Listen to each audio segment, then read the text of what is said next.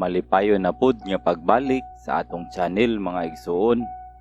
Sa atong kapanahunan karon, siguro makaingon ta nga ang social media, mapa YouTube man o mapa Facebook, nahimo na nga parte sa atong inadlaw-adlaw nga pagpanginabuhi.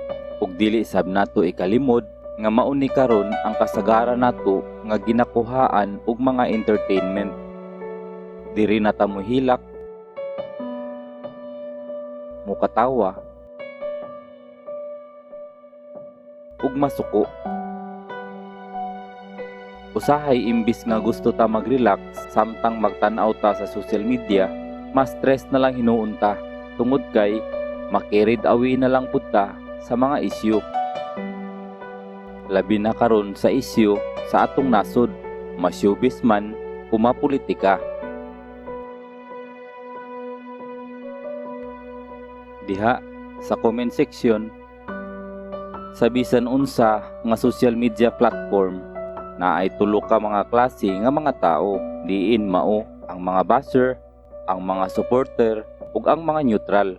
Usahay gusto nato nga mag-neutral na lang aron dili ta ma-stress, pero tungod pod sa mga relevant nga mga issue, moapil na lang pud ta sa ilang karambola ug aron dili na ta mahimong hinungdan o makadungag pa sa ilang stress, itry sab nato og content sa atong channel ang mga heartwarming stories o mga istorya nga makapatandog sa atong mga kasing-kasing.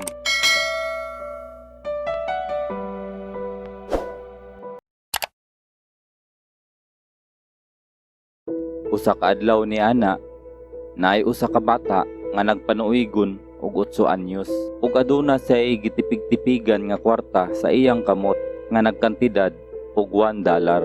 Ug kada tindahan nga iyang maagian, kanunay kini siyang mangutana sa mga tindero ug tindera kung naa ba sila'y baligya nga Ginoo.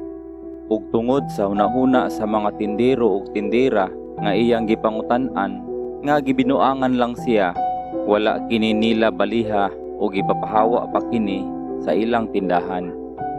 Sa halos tibok adlaw niyang sige og pangutana sa kada tindahan nga iyang maagian, ug dili na gani niya maihap ang mga tindahan nga iyang naagian ug napangutan-an, ug papahawaon dayon kini nila kung mangita na kini og Ginoo.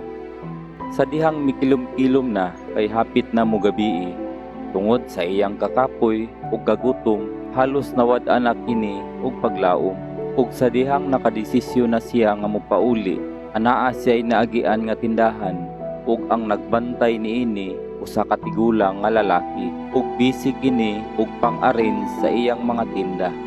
Mao nga nagduha-duha pud kini ug duol aron mangutana, pero tungod sa iyang kapursigido nga mopalit og Ginoo, midayon kini ug pangutana. Sa dihang mipaduol na kini sa tigulang, mipahiyom kaniya ang tigulang ug nangutana, "Dong, unsa may imong gipangita?" "Naamoy baligya nga Ginoo," tubag sa bata. "Ngano man nga gusto man ka mopalit og Ginoo?"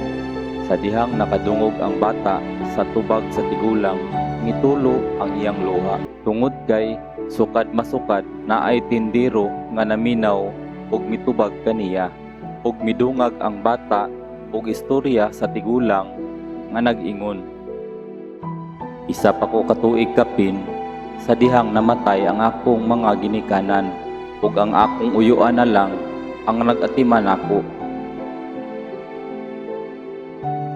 Nagtrabaho siya nga construction worker ug naaksidente kini tungod kay nabali ang iyang damba nga gipatungan ug karon tuwa siya sa ospital ug wala pa gani kamata. Ug akong nadunggan sa mga doktor nga ang Ginoo na lang daw makaluwas kaniya.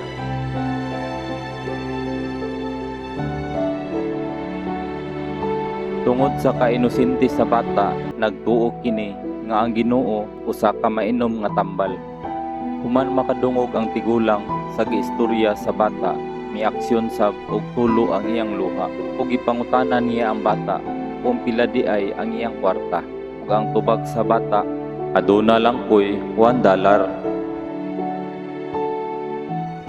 Ug mitubag ang tigulang, nga sakto ra gyud kaayo ang imong kwarta ug mikuha ang tigulang og botelya nga naay sulod nga tubig ug iya kining gisulatan ug halok sa Ginoo. Ug miingon kini sa bata nga lakaw ug ipainom kini sa imong angkol kay kana nga botelya gikan kana sa Ginoo aron siya maulian ug maayo. Ug tungod sa kalipay sa bata, midali-dali kini og dagan padulong sa ospital.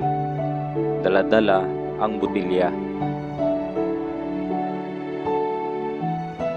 Pagkaugma, usa ka team sa mga medical expert sakay sa private plane miabot sa ospital aron mohimo og general examination o operasyon sa angkol sa bata.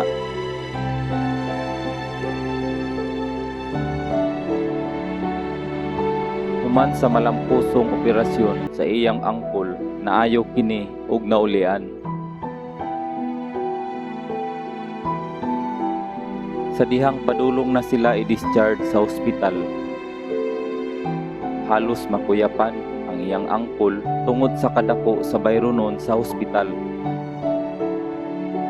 Pero sumala pa sa cashier nga dili na kuno sila magproblema kay gibayaran na kini sa usa ka tigulang nga kanhi ni bisita sa ilang ospital.